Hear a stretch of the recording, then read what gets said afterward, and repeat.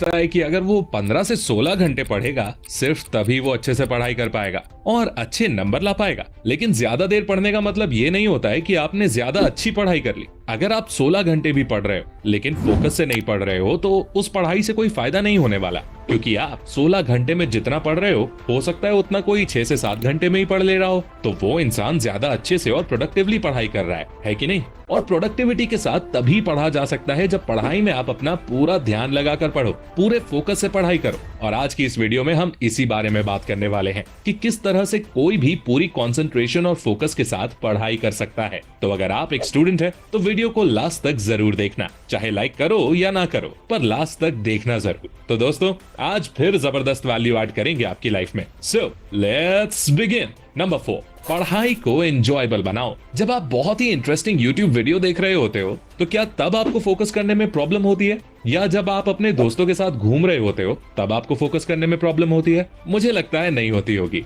है ना? लेकिन फिर पढ़ाई करते टाइम फोकस क्यों नहीं होता? क्योंकि पढ़ाई करना बोरिंग लगता है, पर वीडियो देखना और दोस्तों के साथ मस्ती करना ये काम बोरिंग नहीं होते। इसलिए इनमें बिना एफर्ट लगाए ही फोकस हो जाता है। तो अगर आप किसी तरह से पढ़ाई को अपने लिए थोड़ा एंजॉयबल बना पाओ तो ध्यान लगाकर पढ़ाई करना काफी आसान हो जाएगा। तो पढ़ाई को एंजॉयबल कैसे बनाएं? इसके 2 बेस्ट तरीके हैं। Study topics with moderate difficulty. अगर आप ऐसे टॉपिक्स पढ़ने बैठोगे जो आपको बहुत ही ज्यादा इजी लगते हैं तो आपका बोर होना एक ऑब्वियस सी बात है। देखो, हमारे माइंड को थोड़े चैलेंजिंग कामों में मजा आता है, इसलिए कोशिश करो कि जो सब्जेक्ट्स आप पढ़ने जा रहे हो वो आपको थोड़ा डिफिकल्ट लगता हो। इससे उसको पढ़ने में आपको ज्यादा इंटरेस्ट आएगा और आप अच्छे से फोकस भी कर पाओगे। Study in short periods. ये बात साइंटिफिकली प्रूवन है कि अगर कोई भी स्टूडेंट पढ़ाई के बीच में छोटे छोटे ब्रेक्स लेकर पढ़ता है तो उसकी प्रोडक्टिविटी और फोकस लेवल्स कई गुना बढ़ जाते हैं। इसलिए 1 घंटा पढ़ाई करने के बाद 5 से 10 मिनट का ब्रेक ले लो। इसका फायदा यह है कि आपके दिमाग में ये बोझ नहीं रहता कि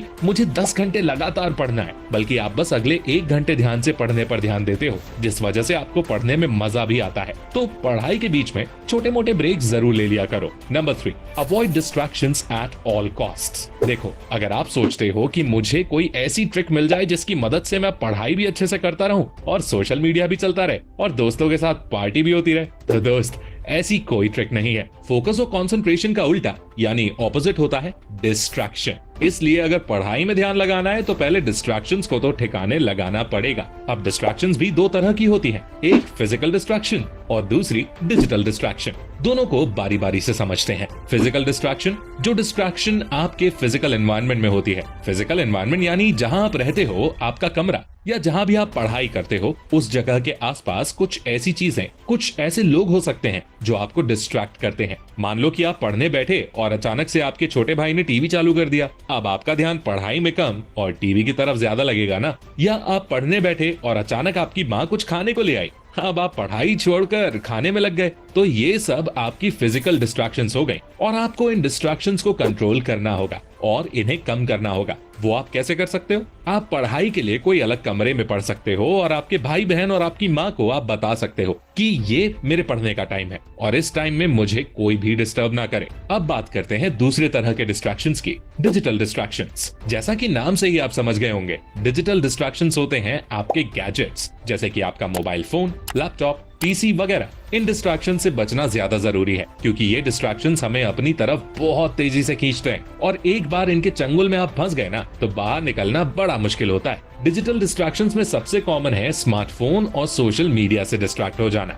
ज्यादातर लोग जब पढ़ने बैठते हैं तो अचानक से फोन में नोटिफिकेशन आता है, वो फोन उठाते हैं, देखते हैं किसी दोस्त ने रिप्लाई किया है, सोचते हैं बस ये एक रिप्लाई देख के फोन बंद कर दूंगा, लेकिन उस एक रिप्लाई के चक्कर में कब घंटों बर्बाद हो जाते हैं पता तक नहीं चलता। और इसलिए जितने भी टॉपर्स निकल कर आते हैं ना, उनमें से ज्यादातर यही बताते हैं कि उन्होंने सोशल मीडिया को बिल्कुल छोड़ दिया था या ना के बराबर इस्तेमाल किया था। तो अगर आप भी फोकस से पढ़ना चाहते हो और अच्छे मार्क्स लाना चाहते हो तो डिजिटल डिस्ट्रैक्शन से बचो। जब पढ़ने बैठो तो फोन को साइलेंट करके कहीं दूर किसी दूसरे कमरे में रख दो। Number 2, maintain a healthy lifestyle. अगर आप ये सोचते हो कि लाइफस्टाइल का पढ़ाई पर कोई असर नहीं पड़ता और आप चाहे जैसे रहो, एक्सरसाइज करो या ना करो, अच्छा खाना खाओ या ना खाओ, अच्छी नींद लो या ना लो, लेकिन फिर भी आप दिन में फोकस से पढ़ाई कर लोगे, तो आपको अपना ये माइंडसेट चेंज करना पड़ेगा। क्योंकि एक अच्छी लाइफस्टाइल से बॉडी और माइंड हेल्दी रहते हैं, जिससे पढ़ाई जैसे मुश्किल कामों पर ध्यान देना आसान हो जाता है। कई रिसर्चेस में ये प्रूव हो चुका है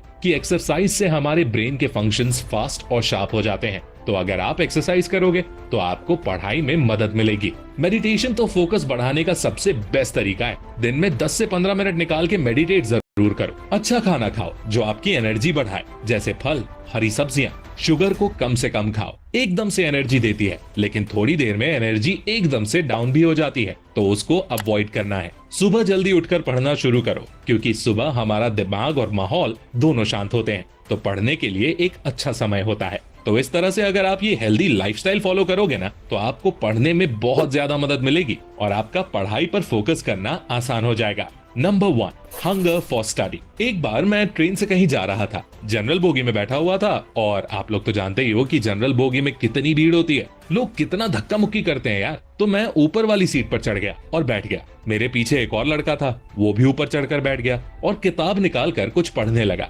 नीचे लोग बहस करने में लगे हुए थे और शोर शराबा कर रहे थे। ऊपर से ट्रेन की खड़खड़ की आवाज भी हो रही थी। लेकिन मैंने देखा कि जो लड़का मेरे साथ बैठा था, वो बिना किसी चीज पर ध्यान दिए किताब को पढ़े जा रहा है। पूछा तो उसने बताया कि बैंक के किसी कम्पिटिटिव एग्जाम की तैयारी कर रहा था और कुछ दिनों में उसका एग्जाम था। तो वहां से मुझे एक बात समझ आ गई कि कोई भी चीज आपको पढ़ाई से तब तक डिस्ट्रैक्ट नहीं कर सकती जब तक आपके अंदर पढ़ने का एक जुनून हो, अंदर एक आग हो कि चाहे कुछ भी हो जाए पढ़ना है। जितना मैंने आज डिसाइड किया है उतना सिलेबस पूरा पढ़ना है, क्योंकि मैंने देखा है ज्यादातर लोग इस चीज को एक एक्सक्यूज की तरह यूज करते हैं कि अरे यार डिस्ट्रैक्शंस बहुत हैं, इसलिए नहीं पढ़ पा रहा मैं। और इस पर मुझे मार्कस एरेलियस का एक फेमस कोट याद आता है। उन्होंने कहा था, you have power over your mind, not outside events, realise this and you will find strength. यानी आपका कंट्रोल सिर्फ अपने माइंड पर है, बाहर क्या हो रहा है इस पर नहीं। दुनिया को आप कंट्रोल नहीं कर सकते, लेकिन आप खुद को कंट्रोल कर सकते हो। इसलिए अपने अंदर पढ़ने की एक आग पैदा करो। जब आग होगी, जब पढ़ने की भूख होगी, तब कोई भी डिस्ट्रैक्शंस आपको पढ़ाई में ध्यान लगाने से नहीं रोक पाएगी और आप पूरे फोकस से घंटों तक पढ़ाई कर पाओगे। तो आज के लिए बस इतना ही। जल्दी से सभी पॉइंट्स को समराइज कर लेते हैं। Number 4, make study enjoyable.